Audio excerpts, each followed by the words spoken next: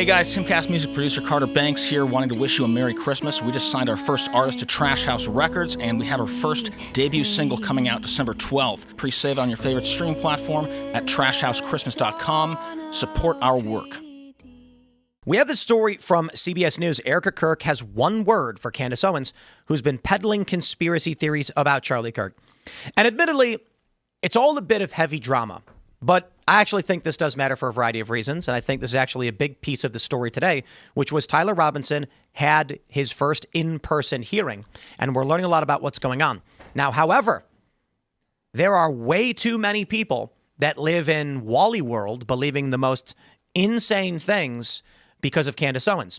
Now, I'm not going to sit here and claim the feds are telling you the truth or that the FBI is right about everything. And by all means, you're allowed to believe it's a cover-up, but I can certainly tell you that 68 Egyptian planes flying around on Utah time or whatever it is, you know, the argument that she's making.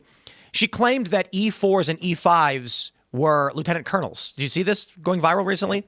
It is the epitome of unvetted absurdity. Got to salute the E4 mafia now. Yeah, that's right. And she's saying that the U.S. military is involved and Bridget McCrone's a man and all of these things, and it's all tied together. And it is crack pottery, but there are many people who are falling for this. Now, I want to get to the bottom of who killed Charlie Kirk. And it may or may not be Tyler Robinson. I think the evidence suggests it is, because it's silly to think that the feds were going to plot out this cover-up and then do it as miserably as is being suggested. It may actually just be that the shooter plotted things out miserably as has been suggested. But Erika Kirk has finally come out, and we have the story from CBS News. Erika Kirk has one word for Candace Owens, who has been peddling conspiracy theories about her late husband. She said, stop.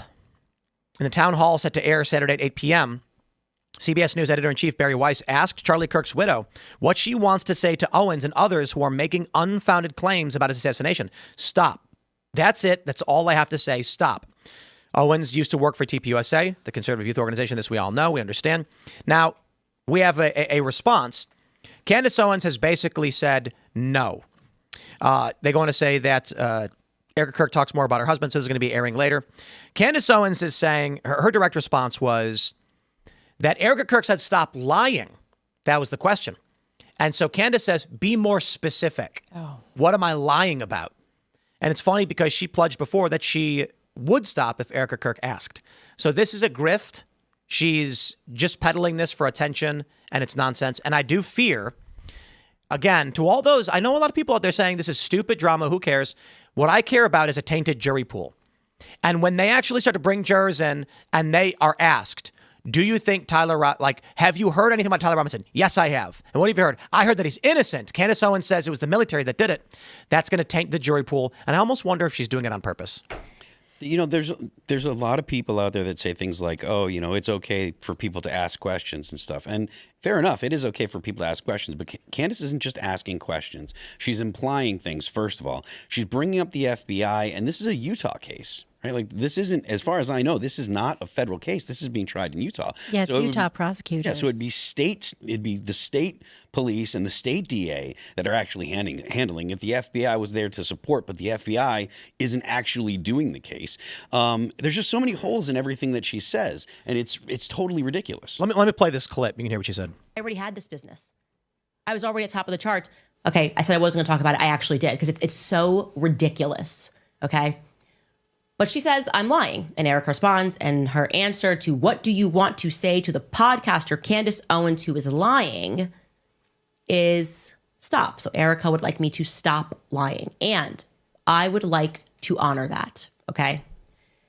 I can only honor that if Erika is more explicit in terms of what I have lied about. Shocker. What did I lie about? Well, we can start with that when she said, quote, the shooting that Tim survived was committed by his brother. We can start there. You lied about that. Now, fine. That's not about Charlie. That's about me. But you're a liar who makes things up all the time. How about when you claimed that, I don't know, the easiest one most recently was that E4s and E5s were lieutenant colonels. They're not. I think it's 06. I'm not. But is it 06? I think an 04 is a major. 05 would be lieutenant colonel, I think. 05? Yeah. See, I don't actually know, but I certainly know the difference between E and O enlisted in officers, and she doesn't. She has lied quite a great deal. And here's the thing. The game she's playing is, I'll start here. I have seen text messages There are several conservatives who said Candace Owens was going around in the few months before Charlie was assassinated saying she hated Charlie Kirk. That is true. That is true. I have seen the texts. Now, the issue is, did she actually say it? Well, these people are going around behind the scenes being like, this is what Candace Owens told me. Candace is playing this game where she's saying, I got a tip from the military. This is proof. Well, clearly she didn't, because this guy didn't know what an officer was. Is it true that Candace got an email? Probably. And then she takes that email without vetting it, without fact checking it, and reports whatever it is as truth and says, I didn't lie. I told you. I got an email that said this. That's the game she's playing. Mm-hmm. It's the same. Like I said, she's just making these implications. She just pulls any kind of garbage out of her whatever, so that way she can, continue the grift, because she doesn't answer questions. She's always got people hanging on the ledge. People can infer their own ideas from the things that she says, and people eat it up because it's just gossipy, a true crime crap. Do you think this will have strong implications on the trial? Oh, yeah. 100%. I think that there was a hearing today. It was the first time that Robinson was in court, and it was really interesting to watch. There was a lot of legal jargon, and I was with my team, and we were like, okay, what does that mean? What does this mean? And we were trying to figure it out.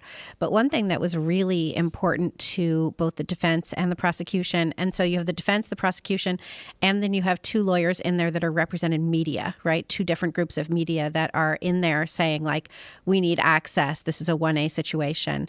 And so they're all negotiating different things, dates and, what's permissible and media access and all of these things. And one of the things that was true for all three of those groups of attorneys was that they were all saying that the trial needed to be very clearly transparent and fair. That was the key thing. And pretty much everything they were arguing about was how to ensure that the trial was as just and fair as possible. And that's their biggest concern with having media in there, with all of this talk that they had about what's classified as a witness. But the question is, are the manipulations and lies from Candace Owens going to affect the outcome later on? I think anything that jurors hear ahead of time is going to impact it. We see that with past trials as well. Like, if there's the more publicity, I think that we can be worried about the Luigi Mangione case as well, because you have all these people out there just being super supportive of the alleged killer, as opposed to looking for justice. They're looking for all of these reasons why he's not the guy. Reminds me of during the Derek Chauvin trial, when they wanted to change a venue and they didn't get it. Yeah, they didn't get it. And then you also had jurors after the fact saying that they didn't necessarily believe that Chauvin killed him, but they thought that he wasn't compassionate enough for it. You have had cops come out after that saying the knee hold or whatever it is was standard police procedure, and Chauvin followed it. And the cops have come out and been like, so police brass essentially lied when they said that he wasn't supposed to do that. That was part of our training. Yeah. And there was a lot of stuff in the Chauvin case where ahead of time, you even, I think, had the governor being like, this guy has to be convicted. You had a lot of people being like, this guy has to be convicted. Even Joe Biden, I think at the time, was demanding that Chauvin be convicted before he'd seen the evidence. And it was all just prejudicial. And then the judge said that it was impossible to have a fair trial, but they wouldn't move. Mm-hmm. And I think that's grounds for total dismissal. Mm-hmm. Instead, they had a biased jury that came in surrounded by men with guns as rioters burnt down the city, and they were supposed to give an honest assessment of what actually happened. Yeah. What I absolutely love about the Chauvin trial was when the police testified it was actually the defense that brought this up, the continuum on the use of force. They said that Chauvin was actually entitled, based on the resisting of arrest from Floyd, to use a taser to escalate from a physical restraint to an impact weapon, and chose not to, which clearly shows that he limited the use of force against George Floyd. Would that have been because he was saying that he was having trouble breathing and the use of a taser would be... No. He could have tasered That's what I'm saying. Is that why he probably chose not to rather than... No, because he should have. George Floyd was physically resisting arrest. When Chauvin arrived, this is a guy who fought his way out of a vehicle, and according to police training, he could have drawn his taser and shocked him. Oh, he said that he had problems breathing after he was already in the car. Yeah. Yes. Right. Yeah. And then he fought his way out. And Chauvin opted for a leg on the neck restraint, on the neck/back. It's and they still said he was guilty. Because if you're in the jury and you walk into the building surrounded by a bunch of guys with guns as people are burning the city down, and what was it? What case was it where the pig's head was sent to the person's house? I forgot about that one. I don't know if that was Chauvin. Yeah, I don't remember. Or like Rittenhouse or something, but yeah, the jury gets the message, and the judge was told they need to move venues, and he says there's nowhere in the state where you'll get a fair trial. The media is poisoning the well on Mangione too. Remember, I just literally, Tim, I sent you a message the other day about there was an article on TMZ that just called him the killer rather than putting alleged in front of it, which they should be doing until he's prosecuted anyways. Yeah. So now you have like the story that I told where I met 3 young men who said, what do you think? Yeah, it was an expert witness in the Chauvin trial. Yeah, he had a pig's head. Yeah. At his home. Right. Message loud and clear. And then I met these 3 young guys, they're Gen Z, and they believe everything Candace said. They were like, Israel killed Charlie Kirk. And they were like, that's what they said they believe Candace. And this is the narrative that she has created. So her show getting as much viewership as it does, these people are going to be called to testify, or they're going to be called to the jury, and they're going to have a very difficult time finding an untainted jury pool because they're going to be like, I heard it was Israel. Yep. What about the bush? And they're gonna be like, there's no bush. I'm like, what about that secret underground hatch? And they're like, that you're talking about a control panel. And they're gonna be like, but what about the Egyptian airplanes? And they go, that's not real. Okay, this jury's out. This juror is out. And it's gonna be a ton of them. And then the worst thing, some of them will just lie. Because their attitude is gonna be, I have to take this into my own hands to expose them. Mm-hmm. And Candace Owens already said she thought that Tyler Robinson was innocent. So here we go. Yep.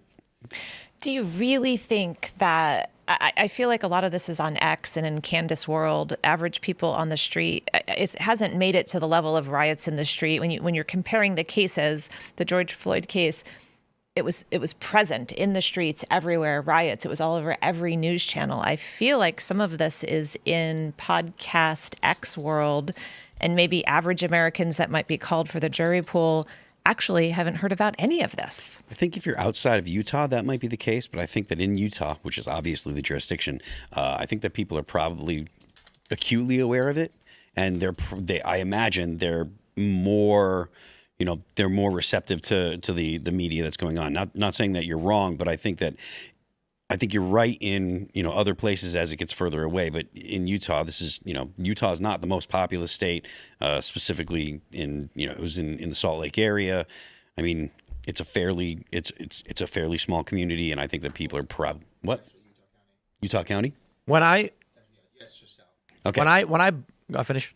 But I think, like I said, I think you're right nationally, but I imagine in Utah where they need to find the jury, it's probably a little more acute. I think it's going to be saturated in Utah because these are people who are searching for it. So who has done a show consistently talking about this more than anybody else? Candace Owens.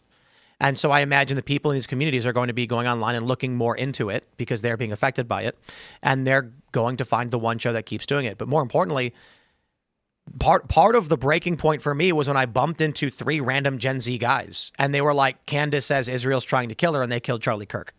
And I have to be like, let me ask you a bunch of questions. And then it turns out they believe a bunch of deranged nonsense.